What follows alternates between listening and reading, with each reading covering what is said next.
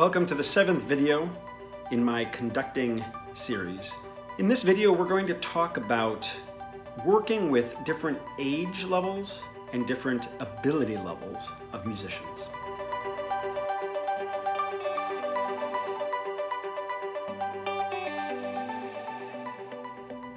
Throughout your career as a conductor, you might find yourself working with many different levels of musicians. Sometimes they're going to be students who are just beginning, or advanced students. Sometimes they're adult amateurs or professionals. Each one comes with its own needs, their own expectations, and different demands on you as a conductor of what your job is going to be. And you need to go into each setting having an idea of what they will need from you. Because at the end of the day, the conductor's job is to provide the musicians with whatever they need to be successful. Some people will say the conductor's job is interpreting the music and creating musicality with musicians. And yes, that's the goal. That's the product that you want to have come out of this. And if the abilities and expectations meet, and what those musicians are capable of meets your expectation, then hopefully some art is created. But that doesn't happen all the time. And to get to that place of creating the music and the art, you have to provide the musicians with what they need to be successful.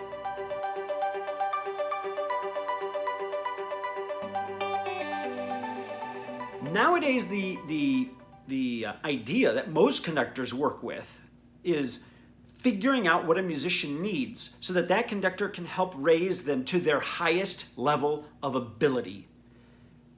And then whatever that highest level of ability it is, hopefully some magic is made together.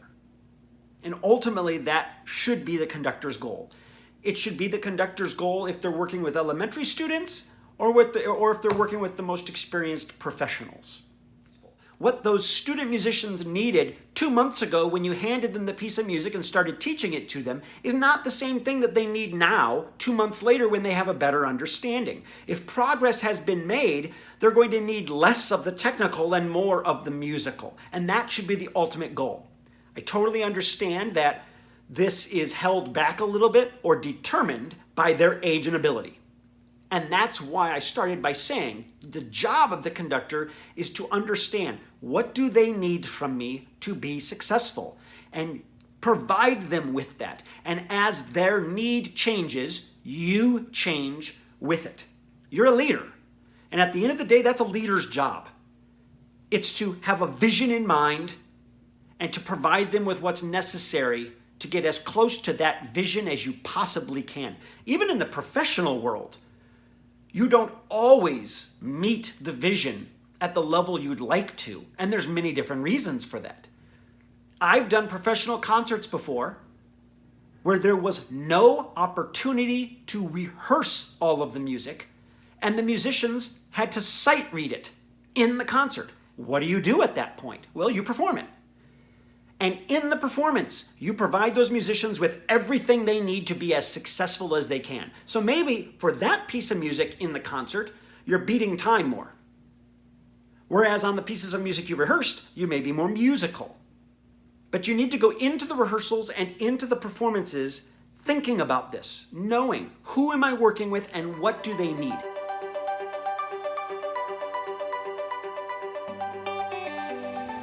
When working with student musicians, I believe there are 4 elements that are crucial for a conductor to understand so that you're providing those students with what they need to be successful. The first is patience. Patience in how long it's going to take for them to learn the music. And patience in what their ability level is for how good the music is going to be able to be performed when you reach a concert. You need to know how much to push them, and then you need to know when to back off and be accepting of that. The second is a rehearsal style that is focused on learning the music. And I'm going to go into that more in a future video. The third is a conducting style that is to help them be able to play the ink on the page. You're conducting to help them be better at playing the notes and the rhythms, the time signatures, the dynamics, the tempos. So you're doing mostly patterns and time beating. You're adding in musicality as they improve and musicianship as they improve, because it is ultimately music. You need to be clear. Cues need to have intent behind them. And you need to be confident with your ability as a conductor, with your body language and nonverbal communication. The more confident you are with what you are doing nonverbally, the more confident they're going to be with their playing. And the fourth element for working with student musicians is an understanding and a knowledge of what it takes for them to technically play the music on their instrument. Now, hopefully they're taking private lessons or there's other ways for them to learn. But at the end of the day, you may be presenting them with something that some technique of the instrument is going to come into play. When you're fixing intonation, when you're telling them how to tongue a certain passage, how to hold the sticks, whatever it is, there's technique behind that you need to understand.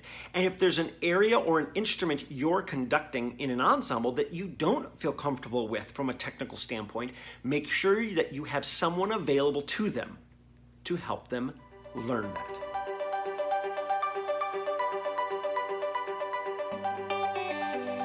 When you are working with a professional musician, I believe there are 5 elements that the conductor needs to bring to the podium. The first is leadership. The musicians are looking to you to provide an atmosphere of collaboration and creativity, to inspire them, to give them a reason to be there and play that music. The second thing that the musician is looking for is interpretation. They want you to come to the rehearsal and the concert having done your research of that music, the era, the composer, the traditions of how that music is played, and then to put your own little twist or flair on it. They'll know if your interpretation is rooted in research and knowledge, or it's just some crazy idea you came up with that you think would be really cool. The third item is an understanding and knowledge of what it will take for them to technically play the music. You might not need to explain to them how to play it. They're professionals.